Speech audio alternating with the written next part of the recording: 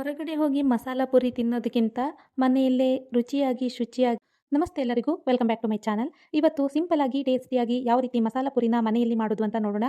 ವಿಡಿಯೋನ ಸ್ಕಿಪ್ ಮಾಡದೆ ಕೊನೆ ತನಕ ನೋಡಿ. ಹಾಗೆ ಚಾಸಿರುವಂತಹ ಬಟಾಣಿನ ಕುಕ್ಕರ್ಗೆ ಹಾಕೊಳ್ತಾ ಇದ್ದೀನಿ. ನೀರು ಯಾವ ರೀತಿ ಹಾಕೋಬೇಕು ಅಂತ ಹೇಳಿದ್ರೆ ಬಟಾಣಿಗಿಂತ ಮೇಲ್ಗಡೆ 1 ಇಂಚ್ ಆಗುವಷ್ಟು ನೀರಿರಬೇಕು. ಜಾಸ್ತಿ ನೀರು ಹಾಕೊಳ್ಳುವಂತಹ ಇಲ್ಲ. ಇವಾಗ ಸಿಪ್ಪೆ ತೆಗೆದಿರುವಂತಹ 2 ಮೀಡಿಯಂ ಸೈಜ್ ಆಲೂಗಡ್ಡೆನ ಹಾಕೊಳ್ತಾ ಇದ್ದೀನಿ. ದೊಡ್ಡ ಹಾಕೊಂಡ್ರೆ ಸಾಕು.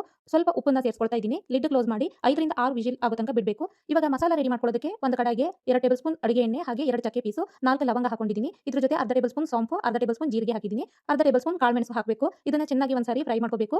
ಈ ಮಸಾಲ ತುಂಬಾನೇ ಸಿಂಪಲ್, ಹಾಗೆ ಇದು ತಿಕ್ಕಾಗಿ ಬರೋದಕ್ಕೆ 2 ರೀತಿಯ ಟಿಪ್ಸ್ ಅನ್ನ ನಾನು ನೀಡ್ತಾ ಇದ್ದೀನಿ. ಇವಾಗ 1 ಕಪ್ ಆಗುವಷ್ಟು ಈರುಳ್ಳಿ ಅಥವಾ ಒಂದು ದೊಡ್ಡ ಸೈಜ್ ಈರುಳ್ಳಿನ ಸ್ಲೈಸ್ ಮಾಡಿ ಹಾಕಬೇಕು. 7-8 ಇಸ್ಲು ಬೆಳ್ಳುಳ್ಳಿ, ಹಾಗೆ 2 ಇಂಚು ಶುಂಠಿ ಹಾಕೊಂಡಿದ್ದೀನಿ. 2 ಹಸಿಮೆಣಸಿನಕಾಯಿನ ಕಟ್ ಮಾಡಿ ಹಾಕಿದ್ದೀನಿ. ಇದನ್ನ ಚೆನ್ನಾಗಿ ಬಾಡಿಸ್ಕೋಬೇಕು. ಈರುಳ್ಳಿ ಎಲ್ಲ ಸ್ವಲ್ಪ ಕಲರ್ ಚೇಂಜ್ ಆಗಬೇಕು, ಹಾಗೆ ಸಾಫ್ಟ್ ಆಗಬೇಕು. ಅಲ್ಲಿ ತನಕ ಇದನ್ನ ಚೆನ್ನಾಗಿ ಫ್ರೈ ಮಾಡ್ಕೋಬೇಕು. ನೋಡಿ, ಈ ತರ ಈರುಳ್ಳಿ ಎಲ್ಲ ಕಲರ್ ಚೇಂಜ್ ಆಗ್ತಾ ಇದ್ದಾಗ ಇದಕ್ಕೆ ಟೊಮೆಟೊ ಸೇರಿಸ್ಕೊಳ್ತಾ ಇದ್ದೀನಿ. 2 ಮೀಡಿಯಂ ಸೈಜ್ ಟೊಮೆಟೊ ಹಾಕಿದ್ದೀನಿ. ಇದರ ಜೊತೆಗೆ ಸ್ವಲ್ಪ ಉಪ್ಪನ್ನ ಸೇರಿಸ್ಕೊಂಡಿದ್ದೀನಿ. 1 ಹಿಡಿಯಾಗುವಷ್ಟು ಪುದೀನ ಎಲೆಗಳನ್ನ ಹಾಕೊಂಡಿದ್ದೀನಿ. ಜೊತೆಗೆ ಕೊತ್ತಂಬರಿ ಸೊಪ್ಪು 1 ಹಿಡಿಯಾಗುವಷ್ಟು ಕಟ್ ಮಾಡಿ ಹಾಕೊಂಡಿದ್ದೀನಿ. ಪುದೀನ ಸೊಪ್ಪಿಗಿಂತ ಸ್ವಲ್ಪ ಜಾಸ್ತಿ ಕೊತ್ತಂಬರಿ ಸೊಪ್ಪನ್ನ ಯೂಸ್ ಮಾಡ್ಕೊಳ್ಳಿ. ಇದು ಬಿಸಿ ಇರೋದ್ರಿಂದ ಸ್ವಲ್ಪ ಆರೋದಕ್ಕೆ ಬಿಡ್ತಾ ಇದ್ದೀನಿ. ಇವಾಗ ಕುಕ್ಕರ್ ವಿಜಿಲ್ ಸಹ ಆರಿದೆ, ಇದನ್ನ ತೆಗಿತಾ ಇದ್ದೀನಿ. ಆಲೂಗಡ್ಡೆ ಚೆನ್ನಾಗಿ ಬೆಂದಿರುತ್ತೆ. ಇದನ್ನ ನಾವು ಎತ್ತಿಟ್ಕೋಬೇಕು. ಒಂದು ಪ್ಲೇಟ್ ಅಲ್ಲಿ ಇಟ್ಕೊಂಡು ಇದನ್ನ ಸ್ಮ್ಯಾಶ್ ಮಾಡಿ ಈರುಳ್ಳಿ ಟೊಮೆಟೊ ಎಲ್ಲ ಆರಿದ ನಂತರ ಇದನ್ನ ಮಿಕ್ಸಿ ಜಾರ್ಗೆ ಹಾಕೊಳ್ತಾ ಇದ್ದೀನಿ. ಇದು ತಿಕ್ಕಾಗಬೇಕು ಅಂತ ಹೇಳಿದ್ರೆ ನಾವು ಬೇಯಿಸಿರ್ತೀವಲ್ಲ ಆ ಬಟಾಣಿನ 1 ಸ್ಪೂನ್ ಆಗುವಷ್ಟು ಹಾಕೊಳ್ಳಿ. ಈ ತರ ಬಟಾಣಿ ಹಾಕೊಂಡು ರುಬ್ಕೊಂಡ್ರೆ ನಮಗೆ ಮಸಾಲ ತುಂಬಾನೇ ತಿಕ್ಕಾಗಿ ಬರುತ್ತೆ. ಇದಕ್ಕೆ 1/4 ಕಪ್ ಆಗುವಷ್ಟು ನೀರು ಸೇರಿಸ್ಕೊಂಡು ನೈಸ್ ಆಗಿ ಪೇಸ್ಟ್ ಮಾಡ್ಕೊಳ್ತಾ ಇದ್ದೀನಿ. ಈ ರೀತಿ ತಿಕ್ಕಾಗಿ ಪೇಸ್ಟ್ ಅನ್ನ ರೆಡಿ ಮಾಡ್ಕೋಬೇಕು.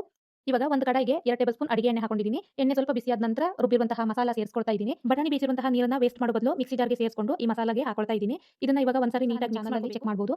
ಮಸಾಲೆ ಎಲ್ಲ ಮಿಕ್ಸ್ ಮಾಡಿದ ನಂತರ ಸ್ಮ್ಯಾಶ್ ಮಾಡಿರುವಂತಹ ಆಲೂಗಡ್ಡೆ ಸೇರಿಸ್ಕೊಳ್ತಾ ಇದ್ದೀನಿ. ನೀವು ಆಲೂಗಡ್ಡೆನ ಕಂಪ್ಲೀಟ್ ಆಗಿ ಸ್ಮ್ಯಾಶ್ ಮಾಡಬಹುದು. ಬಾಯಿಗೆ ಸಿಗೋ ತರನೇ ಸ್ಮ್ಯಾಶ್ ಮಾಡಿ ಹಾಕಿದ್ದೀನಿ. ಇದಕ್ಕೆ ಮತ್ತೆ 1 ಗ್ಲಾಸ್ ಆಗುವಷ್ಟು ನೀರು ಸೇರಿಸ್ಕೊಂಡಿದ್ದೀನಿ. ಮತ್ತೆ ಒಂದ್ಸರಿ ಮಿಕ್ಸ್ ಮಾಡ್ಕೊಂಡು ಇದನ್ನ ಚೆನ್ನಾಗಿ ಕುದಿಯೋದಕ್ಕೆ ಬಿಡಬೇಕು. ಮಸಾಲ ರುಬ್ಬುವಾಗ ಬಟಾಣಿ ಹಾಕೋದ್ರಿಂದ, ಹಾಗೆ ಈ ರೀತಿ ಆಲೂಗಡ್ಡೆನ ಸ್ಮ್ಯಾಶ್ ಮಾಡಿ ಹಾಕೋದ್ರಿಂದ ನಮಗೆ ಈ ಮಸಾಲೆ ತುಂಬಾನೇ ತಿಕ್ಕಾಗಿ ಬರುತ್ತೆ. 1 ಟೇಬಲ್ ಸ್ಪೂನ್ ಆಗುವಷ್ಟು chaat masala powder, 1 tablespoon ಆಗುವಷ್ಟು ಧನಿಯಾ ಪೌಡರ್, ಹಾಗೆ ಅಚ್ಚ ಖಾರದ ಪುಡಿ ಅರ್ಧ ಟೇಬಲ್ ಸ್ಪೂನ್ ಹಾಕೊಂಡಿದ್ದೀನಿ. ಇದಕ್ಕೆ ಗರಂ ಮಸಾಲ ಪೌಡರ್ ಅರ್ಧ ಟೇಬಲ್ ಸ್ಪೂನ್, ಜೊತೆಗೆ ಸ್ವಲ್ಪ ಉಪ್ಪನ್ನ ಸೇರಿಸ್ಕೊಂಡು ಮಿಕ್ಸ್ ಮಾಡ್ಕೊಳ್ತಾ ಇದ್ದೀನಿ. ಅಚ್ಚ ಖಾರದ ಪುಡಿ ಸ್ವಲ್ಪ ಜಾಸ್ತಿ ಬೇಕು ಅಂದ್ರೆ ಜಾಸ್ತಿ ಸೇರಿಸಬಹುದು. ಆಲ್ರೆಡಿ ನಾನು ಹಸಿಮೆಣಸು ಹಾಕಿರೋದ್ರಿಂದ ಮಸಾಲ ಪುಡಿಗಳನ್ನ ಹಾಕೊಂಡು ಮಿಕ್ಸ್ ಮಾಡಿ ಒಂದು 5 ನಿಮಿಷ ಚೆನ್ನಾಗಿ ಕುದಿಯೋದಕ್ಕೆ ಬಿಟ್ಟಿದ್ದೀನಿ. ನೋಡ್ತಾ ಇರಬಹುದು ಮಸಾಲ ಎಷ್ಟು ತಿಕ್ಕಲ್ವಾ, ಅದನ್ನೇ ಯೂಸ್ ಮಾಡ್ತಾ ಇದ್ದೀನಿ. ನೋಡಿ, ಈ ತರ ಕೈಯಲ್ಲಿ ಮುರಿದು ಹಾಕೋಬೇಕು. ಇದು ನಿಮ್ಗೆ ಎಷ್ಟು ಬೇಕಿದ್ರು ಇದನ್ನ ಸೇರಿಸಬಹುದು. ಇವಾಗ ಇದ್ರ ಮೇಲ್ಗಡೆ ಬೇಯಿಸಿರುವಂತಹ ಬಟಾಣಿ ಹಾಕೊಳ್ತಾ ಇದ್ದೀನಿ. ಇವಾಗ ಮಸಾಲ ಸೇರಿಸ್ಕೊಳ್ತಾ ಇದ್ದೀನಿ. ಮಸಾಲನ್ನು ಕೂಡ ನಿಮ್ಗೆ ಎಷ್ಟು ಬೇಕೋ ಅಷ್ಟು ಸೇರಿಸಬಹುದು. ನಾನು ಇಲ್ಲಿ 3 ಸಾರಿ ಈ ರೀತಿ ಮಸಾಲ ಹಾಕೊಳ್ತಾ ಇದ್ದೀನಿ. ಇದ್ರ ಮೇಲ್ಗಡೆ ಕಟ್ ಮಾಡಿರುವಂತಹ ಈರುಳ್ಳಿ ಹಾಕೊಳ್ತಾ ಇದ್ದೀನಿ, ಹಾಗೆ ಕಟ್ ಮಾಡಿರುವಂತಹ ಟೊಮೆಟೊನ ಹಾಕೊಳ್ತಾ ಇದ್ದೀನಿ. ಟೊಮೆಟೊ ಈರುಳ್ಳಿ ಎಲ್ಲ ತುಂಬಾ ಚಿಕ್ಕ ಚಿಕ್ಕದಾಗಿ ಕಟ್ ಮಾಡಿ ಹಾಕಬೇಕು. ಕ್ಯಾರೆಟ್ ಬೇಕು ಅಂತ ಹೇಳಿದ್ರೆ ಹಾಕಬಹುದು, ಇಲ್ಲಾಂದ್ರೆ ಸ್ಕಿಪ್ ಮಾಡಬಹುದು. ಮೇಲ್ಗಡೆ ಸ್ವಲ್ಪ ಕೊತ್ತಂಬರಿ ಸೊಪ್ಪು ಹಾಗೆ ಸೇವ್ ಹಾಕೊಳ್ತಾ ಇದ್ದೀನಿ. ನೋಡಿ, ಈ ತರ ಮಸಾಲ ಪುರಿ ರೆಡಿ ಆಗಿದೆ. ತುಂಬಾ ಸಿಂಪಲ್ ಇದನ್ನ ಮಾಡ್ಕೊಳ್ಳೋದು. ಮನೆ ಮಂದಿ ಎಲ್ಲ ಮಾಡ್ಕೊಂಡು ತಿನ್ನಬಹುದು. ಹೊರಗಡೆ ಹೋಗಿ ತಿನ್ನೋದಕ್ಕಿಂತ ಮನೆಯಲ್ಲಿ ಆಗಾಗ ಇದನ್ನ ಮಾಡ್ಕೊಂಡು ತಿನ್ನಬಹುದು. ತುಂಬಾನೇ ಸಿಂಪಲ್, ಹಾಗೆ ತುಂಬಾನೇ ರುಚಿಯಾಗಿ ಬರುತ್ತೆ. ಖಂಡಿತವಾಗ್ಲೂ ಇದನ್ನ ಟ್ರೈ ಮಾಡಿ.